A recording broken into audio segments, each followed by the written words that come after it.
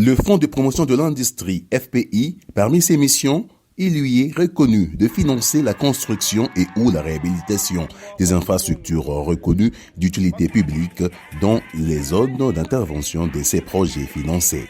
À ce titre, le FPI, appuyé par les experts kosovars de Brandy Group et des Égyptiens de Hassan Alan, PGESCO, travaille depuis un temps sur les études de faisabilité devant conduire à la matérialisation des 3 projets d'envergure dans le Kasaï oriental, à savoir la centrale hydroélectrique de Tchibassa, la construction du port de Ndomba et l'érection de la centrale solaire photovoltaïque de Chipuka. C'est dans ce sens que s'inscrit cette mission de prospection conduite par le conseiller principal du chef de l'État en matière d'infrastructure, David Moukeba, dans cette partie de la République. Comme de vrais soldats de développement, la délégation mixte, présidence de la République, gouvernement provincial et fonds de promotion de l'industrie a parcouru des kilomètres à pied afin d'atteindre les chutes de Tchibassa, dans le groupement des Bakwasumpi, où sera construite la centrale hydroélectrique. Il fallait donc procéder à l'identification des terres qui vont bientôt connaître le début des travaux de l'érection de la centrale hydroélectrique. Les équipes techniques ont travaillé sur la délimitation de la concession des 120 hectares, motif donc de satisfaction pour le FPI qui salue l'implication du chef de l'État, Félix Antoine Tshisekedi, ainsi que l'accompagnement du gouvernement provincial du Kasaï oriental pour la matérialisation de ce projet.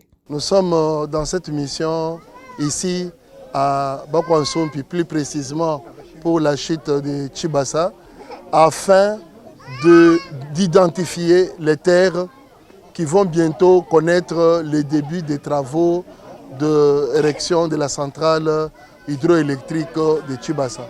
C'est ce qui justifie notre présence ici. Les équipes techniques viennent de travailler sur la délimitation de la concession. Nous sommes très contents.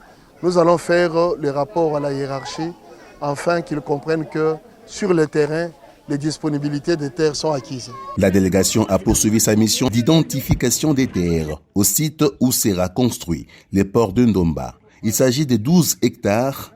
Les équipes de l'urbanisme et habitat ont procédé au mesurage du site afin d'entamer la phase de bornage. Une phase importante dans le développement de ce projet. Enfin, le FPI prend possession de la concession pour lui permettre de faire les travaux de réhabilitation et de modernisation des infrastructures de la plateforme située dans le territoire de Kabé-Akamwanga. Une fois rénové, le port de Ndomba va contribuer à améliorer la connectivité économique par voie fluviale entre Kinshasa et les capitales provinciales Mbuji-Mayi et Kananga. Cette concession qui a été mesurée aujourd'hui devient la propriété du Fonds de promotion de l'industrie pour lui permettre de faire les travaux qui vont modifier sincèrement la vie dans ces côtés ici. Le point de chute de la visite a été au domaine agro-industriel d'Aipen Lukelenge, réhabilité, modernisé et en cours de développement grâce au financement du FPI dans le cadre du programme des 100 jours du chef de l'État.